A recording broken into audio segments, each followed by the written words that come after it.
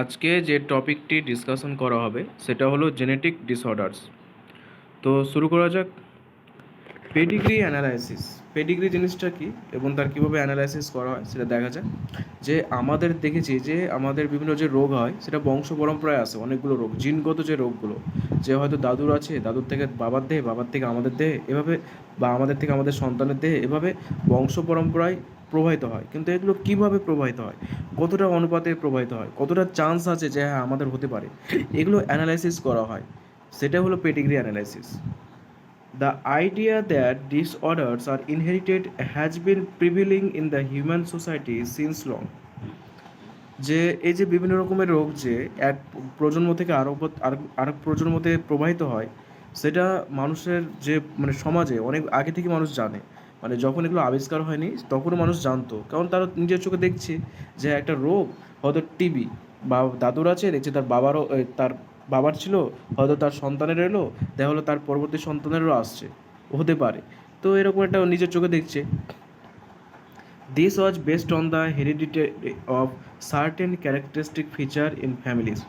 এবং এটা কিসের উপর ভিত্তি করে হতো? কিছু কিছু বৈশিষ্ট্য যেটা বংশ পরম্পরায় প্রবাহিত হয়, সেই বৈশিষ্ট্যগুলির উপর ভিত্তি করে এই রোগগুলো প্রবাহিত হতো। এমন নয় যে সমস্ত রোগই এইভাবে বংশ পরম্পরায় প্রবাহিত হয়, কিছু কিছু রোগ আছে যেগুলো প্রবাহিত হয়। After the rediscovery of Mendel's work, the practice of analyzing inheritance pattern of trait in human being begin. তো মেন্ডেলের যে কাজটা যে পুনরায় উত্থান হলো, যে ও একজন তিনজন বিজ্ঞানী মিলে করেছিলেন, তো তারপরে কি করা হলো, এই যে ইনহেরিটেন্স প্যাটার্ন, যে কীভাবে এই রোগগুলো এক বংশ থেকে আরেক বংশে ছড়িয়ে যাচ্ছে, এক প্রজন্ম থেকে আরেক প্রজন্মে চলে যাচ্ছে, সেটা মানুষের ক্ষেত্রে, তো সেটা কীভাবে হয় সেটা অ্যানালাইসিস করা, সেটা পর্যবেক্ষণ করা শুরু হলো। Since it is evident that control crosses that can be performed in pea plant or some other organisms are not possible in case of human beings. তো এটা একটা বিষয় যে যে মেন্ডেলের পরীক্ষার সময় আমরা দেখেছিলাম যে ট্রু ব্রিডিং পি প্ল্যান্টস বা মটর গাছ আমরা নিয়েছিলাম। ট্রু ব্রিডিং কীভাবে বিভিন্ন নিজেদের মধ্যে সেলফ পলিনেশন করার মাধ্যমে, সেটা তো মানুষের মধ্যে সম্ভব নয়। মানুষের মধ্যে তো এমন না যে একটা পিওর ছেলে বা একটা পিওর মেয়ে নেওয়া হলো, তাদের যাদের মধ্যে কোনো রোগ নেই, কোনো জিনগত সমস্যা নেই, তাদের মধ্যে মেট করা হলো, তারপর যে বাচ্চাগুলো তৈরি করা হলো তাদের মধ্যে যারা পিওর তাদেরকে সিলেক্ট করা হলো, যাদের মধ্যে রোগগ্রস্ত তাদেরকে মেরে ফেলা হলো, এমন তো সম্ভব না মানুষের ক্ষেত্রে। তো এর জন্য কি করা হয়, study of the family history about inheritance of a particular trait provides an alternative. এর পরিবর্তে কী করা হয়, যে ফ্যামিলি হিস্ট্রিকে স্টাডি করা হয়। ফ্যামিলি হিস্ট্রি, যে তার বাবা, তার মা বা তার দাদু, তার নানা, তার মামা, এদের মধ্যে কোনো রোগ ছিল কি না, যদি থাকে তো সেই রোগটা পরবর্তী প্রজন্মে বা আমার সন্তানই তাদের মধ্যে ছড়িয়ে যাওয়ার কতটা প্রবণতা আছে, এটা জানা যায় ফ্যামিলি হিস্ট্রিকে স্টাডি করে। ফ্যামিলি হিস্ট্রি দেখতে হয়। Such an analysis of traits in a several of generation of a family is called pedigree analysis. তো এই যে ফ্যামিলি হিস্ট্রি অ্যানালাইসিস করা হয় অনেকগুলো প্রজন্ম ধরে, দাদুর প্রজন্ম, তারপর বাবা প্রজন্ম, তারপর সন্তানের, এইভাবে যে তারপর নানার ফ্যামিলি, তারপর দাদুর ফ্যামিলি, এভাবে যে অ্যানালাইসিস করা হয়, এটাই হচ্ছে pedigree analysis. In the pedigree analysis, the inheritance of a particular trait is represented in the family tree over generation. Pedigree অ্যানালিসিসে কী হয়, যে কোনো একটা বিশেষ বৈশিষ্ট্য, এই যে কোনো একটা বিশেষ বৈশিষ্ট্য এক প্রজন্ম থেকে আরেক প্রজন্মতে কীভাবে যাচ্ছে, একটা প্রজন্ম থেকে আরেকটা প্রজন্মতে কীভাবে প্রবাহিত হচ্ছে ফ্যামিলি ট্রিতে বা ফ্যামিলি অ্যানালিসিস করার সময়, সেটা ভালোভাবে লক্ষ্য করা হয়। যে দাদুর ফ্যামিলিতে দাদুর থেকে বাবার দেহে এসছে কিনা, বা তার বাবার যে ভাই বোনেরা আছে তাদের মধ্যে গিয়েছে কিনা, বা তাদের থেকে তাদের সন্তানদের মধ্যে এসছে কিনা, বা বাবার নিজের সন্তান অথবা আমাদের মধ্যে এসছে কিনা, বা আমার নানা ফ্যামিলি থেকে মামা বা খালা এদের মধ্যে এসছে কিনা, বা তাদের থেকে আমাদের দেহে এসছে কিনা, এইভাবে একটা মানে অ্যানালাইসিস করা হয়। তো সেটা আরও পুরো ক্লিয়ার হয়ে যাবে নিচের দিকে। In human genetics, pedigree study provides a strong tool which is utilized to trace the inheritance of a specific trait, abnormality or disease. তো মানুষের ক্ষেত্রে মানুষের যে জিনগত আছে সেখানে পেডিগ্রি স্টাডির মাধ্যমে কী হয়, পেডিগ্রি একটা ভালো স্ট্রং টুল হিসাবে কাজ করে, একটা ভালো টুল বা যন্ত্র হিসাবে যেটা আমাদের কাজ লাগে, যেটা কী করে, যেটা ব্যবহৃত হয় কী করতে, trace the inheritance of a specific trace, একটা বিশেষ বৈশিষ্ট্য একটা প্রজন্ম থেকে আরেকটা প্রজন্মে যাচ্ছে কিনা সেটা জানতে আমরা সাহায্য করে, বা কোনো একটা অ্যাবনর্মালিটি, কোনো একটা রোগ বা কোনো একটা অস্বাভাবিক বিষয় সেটা এক প্রজন্ম থেকে আরেকটা প্রজন্মে যাচ্ছে কিনা, কোনো একটা রোগ একটা প্রজন্ম থেকে আরেকটা প্রজন্মে যাচ্ছে কিনা সেটা আমাদেরকে জানতে বুঝতে সাহায্য করা হয়। তো এর জন্য কী হয়, এই পেডিগ্রিটা কিন্তু অনেক ক্ষেত্রে ফিউচারে হয়তো দেখা যাচ্ছে আমাদের কিছু রোগ আছে, হয়তো ক্যান্সার বা টিবি বা অন্য কিছু রোগ আছে, তো এগুলো আমাদের সন্তানদের মধ্যে কতটা যাওয়ার প্রবণতা আছে সেটাও পেডিগ্রি অ্যানালাইসিস করে জানা যেতে পারে। বা হয়তো আমরা 3 ভাই আছি বা 2 ভাই 1 বোন আছি, তো কী করা হয় যে আমাদের হয়তো একটা ভাইয়ের টিবি হয়েছে, দেখা যাচ্ছে ফ্যামিলি হিস্ট্রিতে বাবা বা কোনো একটা বাবা বা মামা এদের কারো একটা টিবি ছিল, সেখান থেকে আমাদের এসছে, তো আমার বাকি 2 ভাই বোন তাদের মধ্যে এটা হতে পারে কিনা সেটা পেডিগ্রি অ্যানালাইসিস করে আইডিয়া করা যায়।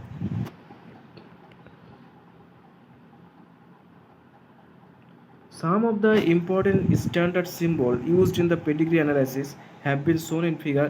এখানে কিছু সিম্বল দেওয়া আছে যে পেডিগ্রি অ্যানালাইসিসের সময় কাকে কোন সিম্বল দ্বারা চিহ্নিত করা হয় সেটা দেওয়া আছে। পেডিগ্রি অ্যানালাইসিস হচ্ছে অনেকটা ম্যাথামেটিক্সের মতো, ঠিক আছে। তো এবার তাহলে সিম্বলগুলো দেখা যাক। মেলকে ইন্ডিকেট করার জন্য পেডিগ্রি অ্যানালাইসিসের সময় স্কোয়ার ব্যবহার করা হয়, ফিমেলের জন্য সার্কেল বা গোলাকৃতি, এটা এই চিহ্ন থাকলে ফিমেল। আর এইভাবে যদি এই বর্গাকৃতি থাকে, এই রম্বাকৃতি থাকে, তাহলে সেটা হচ্ছে সেক্স আনস্পেসিফিক, মানে মেল ফিমেল না, মানে কোনো বোঝা যাচ্ছে না যে কি এটা মেল না ফিমেল। আর এভাবে যদি রেড কালার দেওয়া থাকে মেলের ক্ষেত্রে, ফিমেলের ক্ষেত্রে বা সেক্স আনস্পেসিফাইডের ক্ষেত্রে যদি রেড দ্বারা চিহ্নিত করা থাকে, তাহলে এটা হচ্ছে অ্যাফেক্টেড ইন্ডিভিজুয়াল, মানে তারা রোগগ্রস্ত হবে বা রোগগ্রস্ত হয়েছে। আর এভাবে একটা লাইন দিয়ে যদি কানেক্ট করা হয় মেল আর ফিমেলকে, তাহলে হচ্ছে মিটিং, অর্থাৎ তাদের মধ্যে প্রজনন ঘটছে। আর যদি ডবল লাইন দিয়ে ইন্ডিকেট যোগ করা হয় তাহলে হচ্ছে রিলেটিভসের মধ্যে মিটিং বা কনস্যানগুইনাস মিটিং, যে দুটো যদি লাইন দিয়ে যদি জয়েন্ট করা হয় মেল ফিমেলকে, তাহলে হলো নিজেদের আত্মীয়দের মধ্যে মিটিং বা কনস্যানগুইনাস মিটিং যেটা বলে। তো এক্ষেত্রে এই যে দেখতে পাচ্ছ parents above and children below in order of birth left to right, ঠিক আছে। তো এদিকে প্যারেন্টস, এটা মেল এটা ফিমেল, মানে এটা বাবা এটা মামা, তাদের দুজনের মধ্যে মিটিং হলো, সেখান থেকে কি হলো, বাচ্চা হলো লেফট এটা ফার্স্ট চাইল্ড আর রাইটের সেকেন্ড চাইল্ড। তো ফার্স্ট চাইল্ড হলো গার্ল, সেকেন্ড চাইল্ড হলো boy. Parents with male child affected with disease, তো প্যারেন্টস অর্থাৎ মেল আর ফিমেল বাবা মা তাদের মধ্যে মিটিং হলো, সেখান থেকে যে সন্তান তৈরি হলো সেই সন্তানটা কী হলো, মেল হলো, আর মেলটা কী হয়েছে, অ্যাফেক্টেড, যেহেতু রেড দ্বারা ইন্ডিকেট করা আছে তার জন্য অ্যাফেক্টেড বা রোগগ্রস্ত হয়েছে। আর এইভাবে যদি অনেকগুলো অফস্প্রিং থাকে তো বারবার না লিখে এই যে এভাবে মধ্যবর্তী স্থান যদি নাম্বার দিয়ে দেওয়া হয় 5, তাহলে 5 আনএফেক্টেড অফস্প্রিং, তাহলে এরা অ্যাফেক্টেড হয়নি। যদি রেড হয়ে যেত তাহলে অ্যাফেক্টেড হতো। তো এই সিম্বলগুলো মনে রাখবে, কারণ নিশ্চয়ই পেডিগ্রি অ্যানালাইসিস হবে, তার সেই সময় এগুলো দরকার পড়বে। As you have studied in this chapter, each and every feature in any organism is controlled by one or other gene located on the DNA present in the chromosome. তো ক্রোমোজোমের মধ্যে ডিএনএ থাকে, ডিএনএর মধ্যে জিন থাকে, যে জিন কী করে আমাদের যে বিভিন্ন বৈশিষ্ট্য আছে, জেনেটিক বৈশিষ্ট্য, জিনগত বৈশিষ্ট্য, সেগুলোকে নিয়ন্ত্রণ করে। আমরা আগেটা পড়েছি। DNA is the carrier of genetic information. DNA কী করে, ক্যারিয়ার হিসেবে কাজ করে, বাহক হিসেবে কাজ করে, অর্থাৎ কি এক প্রজন্ম থেকে পরবর্তী প্রজন্মে বাবা মার থেকে সন্তানের দেহে যে এই যে জেনেটিক ইনফরমেশনগুলো যাচ্ছে সেটাকে বহন করছে কে, ডিএনএর মাধ্যমে এটা এক প্রজন্ম থেকে আরেকটা প্রজন্মে যাচ্ছে। It is hence transmitted from one generation to the other without any change or alteration. তো এটা এর জন্য এক প্রজন্ম থেকে আরেকটা প্রজন্মে ডিএনএর মাধ্যমে যায়, কোনো পরিবর্তন হয় না, কোনো চেঞ্জ হয় না। However, changes or alteration do take place occasionally, কিন্তু অনেক ক্ষেত্রে চেঞ্জেস বা অল্টারেশন হতেও পারে। কী ক্ষেত্রে, মিউটেশন যদি হয় সেক্ষেত্রে চেঞ্জেস আসবে, বা যখন মিওসিসের সময় ক্রস ওভার হয় তখন কিছুটা চেঞ্জেস আসে। তো এভাবে কিছু সময় চেঞ্জেস আছে, অনেক সময় চেঞ্জেস আসে না। Such an alteration or change in the genetic material is referred to as mutation. তো যেটা বললাম মিউটেশন, যে জেনেটিক ইনফরমেশন যদি চেঞ্জ হয়, জিনের যদি মধ্যে কোনো একটা চেঞ্জ আসে ডিএনএর মধ্যে যখন সেটাকে বাহার করছে, তো সেটাকে বলা হয় মিউটেশন।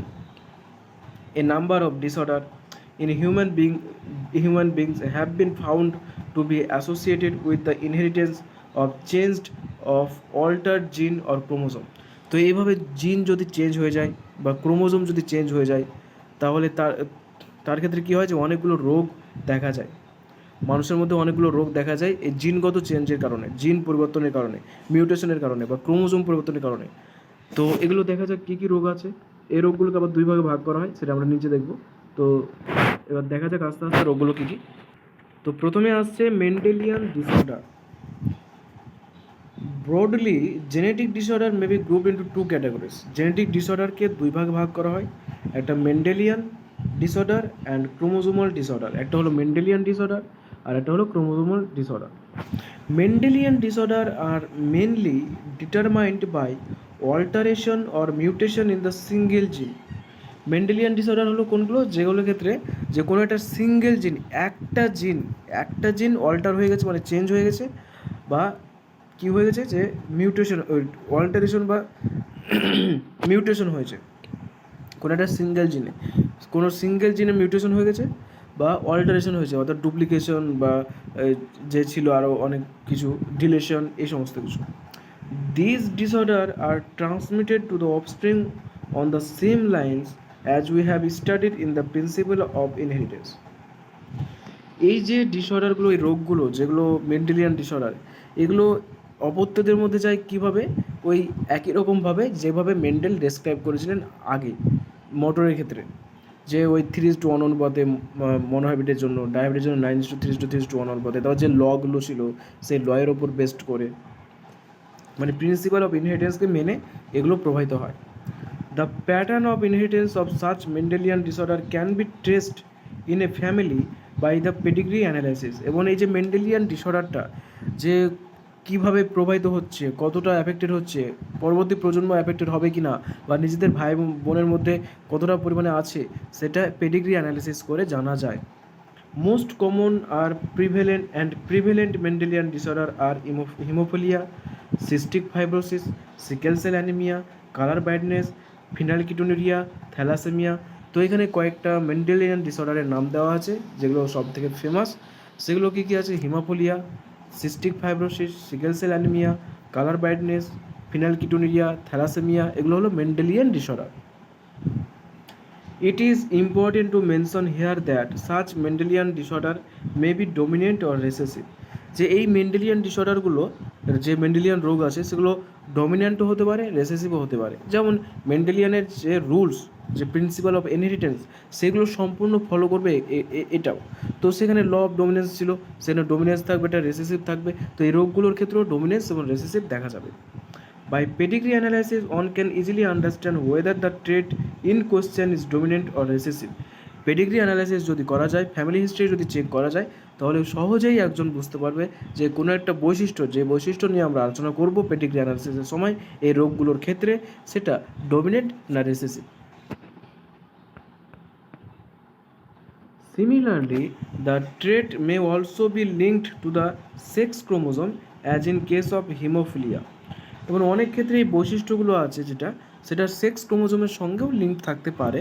এবং যেমন কিসের ক্ষেত্রে দেখা যায়, হিমোফিলিয়া যেটা আছে, সেই হিমোফিলিয়া যে রোগটা আছে, সেই রোগটার সেক্স লিঙ্কড হয়, সেক্স ক্রোমোজোমের সঙ্গে সম্পর্কিত থাকে মেল ফিমেলের ক্ষেত্রে। It is evident that this X-linked recessive trait shows transmission from carrier female to male progeny. তো এই যে হিমোফিলিয়া রোগটা, সেটা কি হয়, সেটা হচ্ছে সেক্স লিঙ্কড, মানে এক্স লিঙ্কড রেসেসিভ ট্রেট, রেসেসিভ, ডোমিনেন্ট না। তাহলে যে কোনো রোগ হলে কিন্তু দুটো বিষয় আসবে, একটা হচ্ছে সেক্স লিঙ্কড না অটোজোমাল। ঠিক আছে, অটোজোমাল হলে মানে দেহের যে সমস্ত ক্রোমোজোম আছে তার সঙ্গে সম্পর্কিত, সেক্স লিঙ্কড হলে যে মেয়েদের ক্ষেত্রে XX আর ছেলেদের ক্ষেত্রে XY, এই ক্রোমোজোমের সঙ্গে সম্পর্কিত। আর আরেকটা বিষয় আসবে যে এটা ডোমিনেন্ট না রেসেসিভ। তো এক্ষেত্রে যে হিমোফিলিয়া রোগটা আছে সেটা হলো সেক্স লিঙ্কড, মানে এক্স, আর সেক্স লিঙ্কডের মধ্যে দুটো হবে, এক্স লিঙ্কড, ওয়াই লিঙ্কড, যেহেতু দুই রকমের ক্রোমোজোম থাকতে পারে। তো তাহলে এটা এক্স লিঙ্কড আর কি হচ্ছে রেসেসিভ ট্রেট। আর এটা কি করে ক্যারি, কোথা থেকে কোথায় বাহিত হয়, ক্যারিয়ার ফিমেল থেকে মেল প্রজনী, মানে ফিমেলের মধ্যে যে ক্যারিয়ার থাকে সেই ক্যারিয়ার ফিমেল থেকে মেলের মধ্যে প্রবাহিত হয় এটা। A representative pedigree is shown in figure 414 for dominant and recessive trait. তো এখানে এই ছবিতে ডোমিনেন্ট এবং রেসেসিভ ট্রেটের ছবি দেওয়া আছে, আমরা এখন ডিসকাস করব। Discuss with your teacher and design pedigree for character linked to both autosome and sex chromosome. তো এই যে এখানে দেখতে পাচ্ছ পেডিগ্রি অ্যানালাইসিস, তো তোমরা ছবিতে আগে দেখেছো, এটা হচ্ছে ফিমেল অ্যাফেক্টেড ফিমেল আর এটা হচ্ছে মেল নন অ্যাফেক্টেড, তাদের মধ্যে মিটিং করা হলো। মিটিং করার ফলে এখানে অনেকগুলো পাঁচটা সন্তান জন্ম নিয়েছে। ফার্স্ট চাইল্ড আনএফেক্টেড, সেটা ফিমেল ছিল। সেকেন্ড চাইল্ড সেটা মেল ছিল কিন্তু সেটা অ্যাফেক্টেড হয়ে গেছে। থার্ড চাইল্ড মেল কিন্তু আনএফেক্টেড। ফোর্থ চাইল্ড ফিমেল কিন্তু আনএফেক্টেড। ফিফথ চাইল্ড কী ছিল, এটা ছিল ফিমেল কিন্তু অ্যাফেক্টেড, ঠিক আছে। এবার থার্ড চাইল্ডের সঙ্গে ফোর্থ চাইল্ডের করা হলো, মিটিং করা হলো। মিটিং করার ফলে এখানে তিনটে সন্তান তৈরি হলো, প্রথমটা ফিমেল, দ্বিতীয়টা ফিমেল, তৃতীয়টা মেল এবং প্রত্যেকটা আনএফেক্টেড। আর এখানে ফিমেলের সঙ্গে মেলের মিটিং করা হলো, বাইরের কোনো একটা মেলের সঙ্গে, তার মধ্যে মিটিং করার পরে তিনটে চাইল্ড তৈরি হলো। ফার্স্ট চাইল্ড আনএফেক্টেড, সেটা male. Second child female affected, আর থার্ড চাইল্ড মেল অ্যাফেক্টেড, এই আনএফেক্টেড। তো অটোজোমাল ডোমিনেন্ট ট্রেট, এই যে প্রথমে এটা আছে autosomal dominant trait, for example myotonic dystrophy. তো এটা একটা অটোজোমাল ডোমিনেন্ট ট্রেটের এক্সাম্পল দেওয়া আছে। আর এক্সাম্পল হিসাবে কী আছে, মায়োটনিক ডিস্ট্রফি, এই যে রোগটা, এই রোগটা হচ্ছে কি অটোজোমাল হয় আর কি ডোমিনেন্ট হয়। তো অটোজোমাল আর ডোমিনেন্ট এইগুলো বোঝার কী উপায় আছে, তো এগুলো তোমাদেরকে আস্তে আস্তে বলছি যে কোনটা অটোজোমাল আর কোনটা সেক্স লিঙ্ক কী করে বুঝবে, কোনটা ডোমিনেন্ট আর কোনটা রিসেসিভ কী করে বুঝবে। তো তো ফার্স্ট যে পিকচারটা আছে এখানে, এই যে এখানে অটোজোমাল আর ডোমিনেন্ট এই দুটো বোঝার উপায়টা কী আছে দেখো, এটা একটা অত্যন্ত লং প্রসেস। জাস্ট সিম্পলভাবে যেটা, এটার জন্য পুরো আলাদা ক্লাস দরকার, কিন্তু জাস্ট সিম্পলভাবে যেটা বলে দিচ্ছি সেটা হলো, দেখো অটোজোমাল হলে কি হবে যে এক্ষেত্রে মেল আর ফিমেল সমানভাবে অ্যাফেক্টেড হবে। আর যদি সেক্স লিঙ্কড হয় তাহলে কিন্তু মেল আর ফিমেল সমানভাবে অ্যাফেক্টেড হবে না, মেল বেশি হবে বা ফিমেল বেশি হবে, এরকম ব্যাপার আছে। তো এখানে দেখতে পাচ্ছ, এখানে ফার্স্ট জেনারেশনে ফিমেল অ্যাফেক্টেড হয়েছে, সেকেন্ড জেনারেশনে মেলও অ্যাফেক্টেড হয়েছে, ফিমেলও অ্যাফেক্টেড হয়েছে, থার্ড জেনারেশনে ফিমেল অ্যাফেক্টেড হয়েছে, মানে মেল ফিমেল দুটোই অ্যাফেক্টেড হচ্ছে। তাই এটা হচ্ছে কি অটোজোমাল। এক্ষেত্রেও তাই মেলও অ্যাফেক্টেড হচ্ছে, ফিমেলও অ্যাফেক্টেড হচ্ছে, তাই এটা হচ্ছে অটোজোমাল, এটা অটোজোমাল, ঠিক আছে। এটা সিম্পল, মানে আরও অনেক ব্যতিক্রম আছে, অনেক বিষয় আছে, জাস্ট সিম্পলভাবে যেটা বলা সেটা বলে দিলাম। আর এবার বিষয়টা কি ডোমিনেন্ট আর রেসেসিভ। ডোমিনেন্ট বলে কী হবে যে প্রত্যেকটা জেনারেশনে অ্যাফেক্টেড হবে। ফার্স্ট জেনারেশনে দেখতে পাচ্ছ প্যারেন্টের মধ্যে ফিমেল অ্যাফেক্টেড, সেকেন্ড জেনারেশনের সন্তানদের মধ্যে একজন মেল অ্যাফেক্টেড একজন ফিমেল অ্যাফেক্টেড, থার্ড জেনারেশনে দেখতে পাচ্ছ থার্ড জেনারেশনে একটা ফিমেল অ্যাফেক্টেড। তাহলে কী হলো, ফার্স্ট সেকেন্ড থার্ড প্রত্যেকটা জেনারেশনে অ্যাফেক্টেড আছে, তাহলে এটা ডোমিনেন্ট। কিন্তু এই বি পিকচারে দেখা যাক, ফার্স্ট জেনারেশন প্যারেন্টের মধ্যে কেউ অ্যাফেক্টেড নেই। সেকেন্ড জেনারেশনের সন্তানদের মধ্যে একটা মেল আছে একটা ফিমেল আছে, তাহলে এটা অ্যাফেক্টেড আছে। থার্ড জেনারেশনে একটা মেল অ্যাফেক্টেড আছে, তাহলে এখানে একটা জেনারেশন স্কিপ করে গেল, তাহলে এটা রেসেসিভ, তাহলে অটোজোমাল রেসেসিভ ট্রেট। আর তো এটার এক্সাম্পল হচ্ছে অটোজোমাল রেসেসিভের সিকেল সেল অ্যানিমিয়া, আর এটা অটোজোমাল ডোমিনেন্টের হলো মায়োটনিক ডিস্ট্রফি। ঠিক আছে, ভালো করে তোমরা পেডিগ্রিটা প্র্যাকটিস করবে, এই দুটো পেডিগ্রি অত্যন্ত ইম্পর্টেন্ট। তাহলে ফার্স্টেরটা কি অটোজোমাল ডোমিনেন্ট, আর এক্সাম্পল হচ্ছে মায়োটনিক ডিস্ট্রফি। সেকেন্ডটা হলো অটোজোমাল রেসেসিভ, আর এক্সাম্পল হলো সিকেল সেল অ্যানিমিয়া। ঠিক আছে, তো জাস্ট ডোমিনেন্ট কি, যে ডোমিনেন্ট হলে প্রত্যেকটা জেনারেশনে অ্যাফেক্টেড হবে, রেসেসিভ হলে মাঝে মাঝে স্কিপ করবে, সব জেনারেশনে অ্যাফেক্টেড হবে না। অটোজোমাল হলে কি হবে, যে মেল ফিমেল সবাই অ্যাফেক্টেড হবে, আর সেক্স লিঙ্কড হলে হয় শুধু মেল বা ফিমেল এইভাবে অ্যাফেক্টেড হবে। এর ব্যতিক্রম অনেক আছে, কিন্তু জাস্ট সিম্পল যেটা রুলস, মানে সিম্পলভাবে যেটা বোঝা যায় সেটা হলো এটা। এই চারটে লাইনে যদি বলা যায় তো এইটা। এর অনেক ব্যতিক্রম আছে, অনেক বিষয় আছে, অনেক ডিপ লেভেলের ব্যাপার আছে, যেটার জন্য পুরো ক্লাস দরকার একটা আলাদা। তো সেটা এখানে জাস্ট সিম্পল আকারে বললাম, যদি তোমাদের ক্লাস দরকার পড়ে তো সেটা বলবে কমেন্টে, ক্লাস নেওয়া হবে। এবার কিছু রোগ বিষয় এখানে দেখবো আমরা, যে এই যে মেন্ডেলিয়ান ডিসঅর্ডার কী কী আছে, কালার ব্রাইটনেস যেগুলো আমরা পড়লাম, তো এগুলো ডিটেলসে পড়বো যে কোনটা কী রোগ এবং কীভাবে যাচ্ছে। কালার ব্রাইটনেস, তারপর হিমোফিলিয়া, সিকেল সেল অ্যানিমিয়া। দেখা যাক প্রথমে কালার ব্লাইন্ডনেসটা কি। কালার ব্লাইন্ডনেস মানে অন্ধত্ব, মানে কি কালার চিনতে পারবে না। রাতের বেলা অনেকে দেখা যায় রাত কানা বলা হয় না, যে অনেকে কালার, না ওটা না, কালার ব্লাইন্ডনেস মানে কি কালারকে মধ্যে ডিস্টিংগুইশ করতে পারবে না, কিছু কিছু কালারের মধ্যে তারা চিনতে পারে না, তারা দেখতে পায় না, তার জন্য বলা হয় কালার ব্লাইন্ডনেস। কিছুগুলো রং তারা দেখতে পায় না। It is a sex linked recessive disorder. যে কোনো রোগ হলে এই দুটো বিষয়, যে এটা অটোজোমাল না সেক্স লিঙ্কড, তাহলে এটা কি সেক্স লিঙ্কড, এটা ডোমিনেন্ট না রেসেসিভ, এটা কি রেসেসিভ। এই দুটো বিষয় কিন্তু জানতে হবে। তাহলে কালার ব্লাইন্ডনেস কি, sex linked recessive disorder due to defect in either red or green cone of eye resulting in failure to discriminate between red and green colour. তো এক্ষেত্রে কী হয়, যে এরা লাল এবং সবুজ রং চিনতে পারে না, তাদের মধ্যে আলাদা করতে পারে না যে কোনটা সবুজ রং কোনটা লাল রং। আমরা সহজে বুঝতে পারি, অনেকে ম্যাক্সিমাম, যে কোনটা লাল রং কোনটা সবুজ রং, কিন্তু যাদের কালার ব্রাইটনেস থাকে তারা কিন্তু লাল আর সবুজ রং চিনতে পারে না আলাদা করে, মনে হয় দুটোকেই একই রকম লাগে তাদের কাছে। আর কারণটা কি, যে এদের চোখের মধ্যে যে কোন কোষ থাকে, আমরা জানি রড কোষ আর কোন কোষ থাকে, কোন কোষ কালার চিনতে সাহায্য করে, তো এদের মধ্যে যে লাল আর সবুজ রং চিনতে যে সাহায্য করে যে কোষগুলো, সেই কোষগুলো নষ্ট হয়ে যায়, তার জন্য এরা চিনতে পারে না। This defect is due to mutation in certain genes present in the X chromosome. তো এই যে এটা হয়ে থাকে কারণ কি, যে কিছু কিছু জিন আছে যারা এই কালার চিনতে সাহায্য করে, সেই জিনগুলোর মধ্যে মিউটেশন হয়, আর মিউটেশন হওয়ার জন্য এই সমস্যাগুলো দেখা দেয়। আর সেটা কোন জিন, সেই জিনগুলো কোন ক্রোমোজোমের উপর থাকে, এক্স ক্রোমোজোমের উপর থাকে। যেহেতু সেক্স লিঙ্কড, তাহলে এক্স অথবা ওয়াই ক্রোমোজোমের উপর থাকবে, তো এটা এক্স ক্রোমোজোমের উপর থাকে, তাহলে এক্স লিঙ্কড রেসেসিভ ডিসঅর্ডার এটা। It occurs in about 8% of males and only about 0.4% of females. তো এটা মেলের মধ্যে বেশি দেখা যায়, 8% মেলের মধ্যে দেখা যায়, আর ফিমেল খুব অল্প, 0.4% ফিমেলের মধ্যে দেখা যায়। This is because the genes that lead to red green color blindness are on the X chromosome. আর এটার কারণ হচ্ছে যে যেহেতু যেই রোগটা এক্স ক্রোমোজোম, এক্স ক্রোমোজোমের ওপর জিন থাকে, তার ডিফেক্টের জন্য হয়, তার জন্য ফিমেলের মধ্যে কম দেখা যায়। কারণ কি, কারণ হচ্ছে ফিমেলের মধ্যে দুটো এক্স ক্রোমোজোম আছে আর মেলের মধ্যে একটা এক্স ক্রোমোজোম আছে। এবার যদি এক্স লিঙ্কড হয়, তো মেলের একটা এক্স ক্রোমোজোম যদি অ্যাফেক্টেড হয়, তাহলে সেই মেলটা অ্যাফেক্টেড হবে, কিন্তু ফিমেলের দুটো এক্স ক্রোমোজোম আছে, তার মধ্যে একটা যদি অ্যাফেক্টেড হয়, তাহলে আরেকটা এক্স ক্রোমোজোম তো নর্মাল আছে, তাহলে ফিমেলটা নর্মাল হবে। তাহলে কি হচ্ছে, মহিলাদের ক্ষেত্রে একটা এক্স ক্রোমোজোম অ্যাফেক্টেড হলেও সে নর্মাল থাকছে, সে ক্যারিয়ার থাকছে, তখন সে নর্মাল মানুষের মতো বিহেভিয়ার থাকবে, সে চিনতে পারবে। কিন্তু মেলের ক্ষেত্রে, পুরুষের ক্ষেত্রে একটাই এক্স ক্রোমোজোম থাকে, আর সেটাই অ্যাফেক্টেড হয়ে গেলে সে হয়ে গেল কালার ব্লাইন্ডনেস। তার জন্য মেলের মধ্যে বেশি দেখা যায়। হ্যাঁ, ফিমেলের মধ্যে কখন দেখা যাবে, যখন দুটো এক্স ক্রোমোজোমই অ্যাফেক্টেড হবে, তখন ফিমেলের মধ্যেও এই কালার ব্লাইন্ডনেস দেখা যাবে। তার জন্য এর পার্সেন্টেজটা খুবই কম। মহিলাদের মধ্যে অ্যাফেক্টেড হতে হলে দুটো এক্স ক্রোমোজোমকেই অ্যাফেক্টেড হতে হবে। Males have only one X chromosome and females have two.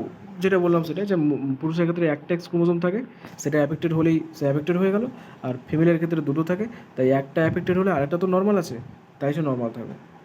The son of a woman who carries the genes has a 50% chance of being colour blind. তো এখানে একটা পেডিগ্রির ওপর ভিত্তি করে বলা হয়েছে, যে ধরা যাক একটা মহিলা আছে, সেই মহিলার ক্যারিয়ার মানে কি তার একটা এক্স ক্রোমোজোমের মধ্যে কালার ব্লাইন্ডনেস আছে, তো এর মধ্যে কি এটা দুই রকমের গ্যামেট তৈরি করবে, একটা এক্সি আর একটা এক্স। তো এর ফলে কি হবে, এই যে এই এক্সি, ধরা যাক এটা মেল তৈরির ক্ষেত্রে আরেকটা মেলের সঙ্গে তার প্রজনন হলো, মিটিং হওয়ার ফলে এখান থেকে একটা ওয়াই ক্রোমোজোম তৈরি হলো। তো এই ওয়াই ক্রোমোজোমের সঙ্গে এই এক্স ক্রোমোজোমটা যদি মিলিত হয়ে ছেলে তৈরি করে, তাহলে সে অ্যাফেক্টেড হবে না। কিন্তু এই ওয়াই ক্রোমোজোমের সঙ্গে যদি এই অ্যাফেক্টেড এক্স ক্রোমোজোমটা মিলিত হয়ে যদি পুরুষ তৈরি করে, তাহলে কি হবে, সেই পুরুষটাই অ্যাফেক্টেড হবে, কালার ব্লাইন্ডনেস হবে। তাহলে 50% এই মহিলার থেকে যে গ্যামেটস তৈরি হচ্ছে তার 50% চান্স আছে, যে মানে যে পুরুষ তৈরি হচ্ছে তার 50% চান্স আছে যে স্যার তার কালার ব্লাইন্ডনেস হতে পারে। ঠিক আছে, এটাই বলা হয়েছে। The mother is not herself colour blind because the জিন ইজ রেসেসিভ। তো মা নিজে কালার ব্লাইন্ড নয়, কারণ কি তার মধ্যে দুটো এক্স ক্রোমোজোম আছে এবং সে রেসেসিভ অবস্থায় আছে। ঠিক আছে, তার জন্য সে কালার ব্লাইন্ড নয়। That means that its effect is suppressed by her matching dominant normal gene. তো এটা যেহেতু এবং এটা কি নর্মাল জিন ডোমিনেন্ট অবস্থায় থাকে একটা, আর এটা রেসেসিভ অবস্থায় থাকে। এই যে যখন এটা অ্যাফেক্টেড থাকছে তখন রেসেসিভ অবস্থায় থাকছে, তাই এটা নিজেকে প্রকাশ করতে পারছে না। আর একটা যে আছে সেটা ডোমিনেন্ট করে দেয় এর উপর, নর্মাল যে জিনগুলো আছে ডোমিনেন্ট করে দেয়, তাই কি এটা অ্যাফেক্টেড থাকে না। ঠিক আছে, এটা নর্মাল থাকে। তাই একটা মা সে নর্মাল, কিন্তু তবুও নর্মাল হওয়ার সত্ত্বেও তার সন্তান কিন্তু কালার ব্লাইন্ডনেস হতে পারে। কারণ কি সেই মায়ের মধ্যে ক্যারিয়ার জিন আছে, কালার ব্লাইন্ডনেসের জন্য যে জিন দায়ী তার ক্যারিয়ার আছে। A daughter will not normally be colour blind unless her mother is a carrier and her father is colour blind. তো একটা মেয়ে, ছেলে তো দেখা যাচ্ছে 50% চান্স মা ক্যারিয়ার হলে, কিন্তু মেয়ে সাধারণত কালার ব্লাইন্ড হয় না। মেয়েকে কালার ব্লাইন্ড হলে কী করতে হবে, যদি মেয়ে কালার ব্লাইন্ড হলে কী করতে হবে, যে মাকে কী করতে হবে, ক্যারিয়ার হতে হবে, মানে মায়ের যে দুটো এক্স ক্রোমোজোম আছে তার মধ্যে একটাকে অ্যাফেক্টেড থাকতে হবে, আর বাবা যার সঙ্গে মিটিং হলো তাকে অবশ্যই কালার ব্লাইন্ড হতে হবে। ঠিক আছে, আর তারপরে যদি এদের মধ্যে মিটিং হয় তাহলে এই এক্স ক্রোমোজোম আর মায়ের এই এক্স ক্রোমোজোম আর বাবার এই অ্যাফেক্টেড এক্স ক্রোমোজোম দুটো মিলিত হয়ে যখন মিলিত হবে তখনই সেই কন্যাটা বা সেই মেয়েটা কালার ব্লাইন্ড হবে। তাহলে যদি একজন বাবা, একজন পুরুষ যদি কালার ব্লাইন্ড থাকে আর তার সঙ্গে যদি একটা নর্মাল মেয়েরও বিয়ে হয়, তো কি হয় যে, এবং তাহলে কি যদি সে নর্মাল মেয়েটা কালার ব্লাইন্ডনেসের যে জিনটা আছে, যেটা এক্স ক্রোমোজোমের আছে এক্সসি, সেটা যদি বাহক না হয়, ক্যারিয়ার না হয়, তাহলে নর্মাল মেয়ে তৈরি হবে। কিন্তু যদি বাহক হয় তাহলে মেয়েটা কালার ব্লাইন্ড হবে। তাহলে এটা মেয়ে কালার ব্লাইন্ড হওয়াটা অনেকটা আইডিয়া করা যায়, কারণ বাবাকে অবশ্যই কালার ব্লাইন্ড হতে হবে, তবেই মেয়ে কালার ব্লাইন্ড হওয়ার চান্স আছে। কিন্তু ছেলে সেক্ষেত্রে নর্মাল হলেও, নর্মাল দুজন বাবা মা হলেও ছেলের ক্ষেত্রে 50% চান্স আছে যে সে কালার ব্লাইন্ড হতে পারবে। তো সিম্পলি এখানে ইকুয়েশন যে বিষয়গুলো দেখা যায় আগে পড়ানো হয়েছে সেইভাবে এটা দেখা যাবে, কিছুই না। এরপরে যেটা আছে সেটা হলো হিমোফিলিয়া। এটা কি, এটা হলো সেক্স লিঙ্কড রেসেসিভ ডিজিজ, একই রকম এটাও সেক্স লিঙ্কড আর recessive, which shows it transmission from unaffected carrier female to some of the male progeny has been widely studies. এটাও কি আনএফেক্টেড ক্যারিয়ার ফিমেল থেকে, মানে হিমোফিলিয়ার ক্ষেত্রে যে এক্স আর এক্স এক্ষেত্রে এইচ স্মল এইচ দিয়ে ইন্ডিকেট করা হয়, এটা ক্যারিয়ার হিসেবে আছে ফিমেলটা, কারণ এর একটা এক্স ক্রোমোজোম অ্যাফেক্টেড আছে, কিন্তু নর্মাল মেয়ে কিন্তু তার ক্রোমোজোমে একটা অ্যাফেক্টেড, তাহলে এটা ক্যারিয়ার ফিমেল। দুটোই থাকলে সেটা অ্যাফেক্টেড ফিমেল হতো, আর একটা এক্সের ওপর যেহেতু আছে তার ক্যারিয়ার ফিমেল। তো এ থেকে মানে যে মেলের মধ্যে যাবে তার 50% চান্স আছে যে একটা পুরুষের সঙ্গে, নর্মাল পুরুষের সঙ্গে তার বিবাহ হলো, তো এই এক্স ক্রোমোজোমটা যখন এই ওয়াই ক্রোমোজোমের সঙ্গে মিলিত হয়ে পুরুষ তৈরি করবে, ছেলে তৈরি করবে, তখন সেই ছেলেটা হিমোফিলিয়া রোগগ্রস্ত হবে। কিন্তু এই নর্মাল এক্স ক্রোমোজোম যদি এই ওয়াই ক্রোমোজোমের সঙ্গে মিলিত হয় তাহলে যে ছেলেটা তৈরি হবে সেটা নর্মাল হবে। তো 50% তাহলে চান্স আছে যে সন্তান তৈরি হবে তার থেকে তার মধ্যে এই হিমোফিলিয়া হতে পারে। এটাই বলা হয়েছে আগের মতোই। In this disease a single protein that is a part of the cascade of protein involved in the clotting of blood is affected. তো হিমোফিলিয়া রোগে কী হয়, হিমোফিলিয়া রোগে রক্ত যদি বেরোতে শুরু করে দেয়, কোনো একটা জায়গাতে কেটে গেল, সেখান থেকে রক্ত পড়ে, রক্ত বেরোয় কিছুক্ষণ, তারপর 2-3 মিনিটের পরে কী হয়, ক্লটিং হয়ে যায় এবং রক্ত পড়া বন্ধ হয়ে যায়। কিন্তু হিমোফিলিয়া রোগ যদি কারো হয়, কোনো জায়গায় কেটে গেল, রক্ত বেরোতে থাকলো, রক্ত বেরোতেই থাকে, বন্ধ হয় না। কারণ কি, এখানে যে ক্লটিং প্রসেস আছে সেটা নষ্ট হয়ে যায়। কারণ ক্লটিং প্রসেসের জন্য যে প্রোটিনগুলো দায়ী তার মধ্যে কোনো একটা প্রোটিন ডিফেক্টেড হয়ে যায়, কোনো একটা প্রোটিন তৈরি হয় না, এর জন্য ক্লটিং প্রসেসটা ব্যাহত হয়। ক্লটিং না হওয়ার জন্য রক্ত পড়া বন্ধ হয় না। Due to this in an affected individual a simple cut will result in non stop bleeding. তো যেটা বললাম যে ক্লটিং প্রসেস যেহেতু বন্ধ হয়ে গেছে, তার জন্য হালকা একটু কেটে গেলে রক্ত পড়া চলতেই থাকে, রক্ত বন্ধ হয় না। The heterozygous female career for haemophilia May transmit the disease to sons. তো হেটেরোজাইগাস ফিমেল বা ক্যারিয়ার, যেটা এখানে দেখালাম একটু আগে, যে একটা ফিমেলের দুটো এক্স ক্রোমোজোম থাকে, একটা এক্স ক্রোমোজোম যদি অ্যাফেক্টেড হয় তাহলে সেটা ক্যারিয়ার ফিমেল, দুটো এক্স ক্রোমোজোম অ্যাফেক্টেড হলে সেটা হলো অ্যাফেক্টেড ফিমেল। তো ক্যারিয়ার ফিমেল থেকে 50% তার যে মেল তৈরি হতে পারে, তার 50% মেলের মধ্যে এটা চলে যেতে পারে, সন্তানের মধ্যে হতে পারে। The possibility of a female becoming a haemophilic is extremely rare because mother of a such female has to be at least carrier and the father should be haemophilic, unviable in the later stage of life. আর মেয়েদের ক্ষেত্রে এটা হওয়ার প্রবণতা খুবই কম, কারণ মেয়েকে যদি হিমোফিলিক হতে হয় তাহলে কী হতে হবে, মাকে তো অবশ্যই ক্যারিয়ার হতে হবে, আর বাবাকে অবশ্যই অ্যাফেক্টেড হতে হবে বা হিমোফিলিক হতে হবে। তবেই এদের মধ্যে যদি ক্রস হয়, তবে সেখান থেকে যে সন্তানটা, যে মেয়েটা জন্ম হবে, যে এখানকার এক্স ক্রোমোজোম এলো, এখানকার বাবার থেকে এই অ্যাফেক্টেড এক্স ক্রোমোজোম এলো, দুটো মিলিত হয়ে তখনই অ্যাফেক্টেড যে ফিমেল বা অ্যাফেক্টেড মেয়ে তৈরি হবে, যার হিমোফিলিয়া থাকবে। তাহলে এটা সহজেই মানে এটাকে ইগনোর করা যেতে পারে যে তাহলে কী হলো, যে সমস্ত পুরুষেরা অ্যাফেক্টেড আছে তাদের সঙ্গে মেয়ে যখন যে মেয়ের বিয়ে দেওয়া হবে সেই মেয়েটা দেখতে হবে যে এটা ক্যারিয়ার আছে কি না। যদি ক্যারিয়ার থাকে তাহলে বিয়ে দেওয়া হবে না, কারণ বিয়ে হলে অবশ্যই তাদের মেয়েটা হিমোফিলিক হবে, অবশ্যই না, মানে 50% চান্স থাকবে, কারণ আরেকটা এক্স ক্রোমোজোম আছে, সেই এক্স ক্রোমোজোমে না, হ্যাঁ অবশ্যই হ্যাঁ, কারণ এই এক্স ক্রোমোজোমটা যদি এর সঙ্গে মিলিত হয় তাহলে 50% এটা ক্যারিয়ার হবে, এই মেয়েটার অ্যাফেক্টেড থাকবে না, এটা ক্যারিয়ার ফিমেল তৈরি হবে, মানে হ্যাঁ 50% চান্স আছে যে তাদের মেয়ে অ্যাফেক্টেড হতে পারে। আর যদি নর্মাল মেয়ে থাকে তাহলে তখন বিয়ে দেওয়া যেতে পারে, তাহলে কোনো সমস্যা নেই, কোনো কিছুই হবে না। আর হিমোফিলিয়া থাকলে কী হবে, যে লেটার স্টেজ অফ লাইফে আনভায়াবল, মানে শেষ বয়সে কিন্তু মারা যায়, কারণ এটা অনেক দিন ধরে বেঁচে থাকতে পারে না। The family pedigree of Queen Victoria shows a number of haemophilic descendants as she was a carrier of the disease. তো কুইন ভিক্টোরিয়া একটা এক্সাম্পল হিমোফিলিয়ার, যে কুইন ভিক্টোরিয়া যে আছে, একজন রানী ছিলেন যিনি ভিক্টোরিয়ার, তিনি কী ছিলেন, ক্যারিয়ার ছিলেন, অর্থাৎ তার দুটো এক্স ক্রোমোজোমের মধ্যে একটা এক্স ক্রোমোজোমের মধ্যে হিমোফিলিয়ার কী ছিল, ক্যারিয়ার ছিল, জিন ছিল। তো এর জন্য তিনি যখন যে পুরুষদের সঙ্গে মেট করতেন এবং এর ফলে যে সন্তানগুলো তৈরি হয়েছিল তারা কিন্তু অনেকগুলোই অ্যাফেক্টেড ছিল, ঠিক আছে, অনেক হিমোফিলিক ছিল তার সন্তানদের মধ্যে। তো এটাই এখানে শেষ করলাম এই ভিডিওটা।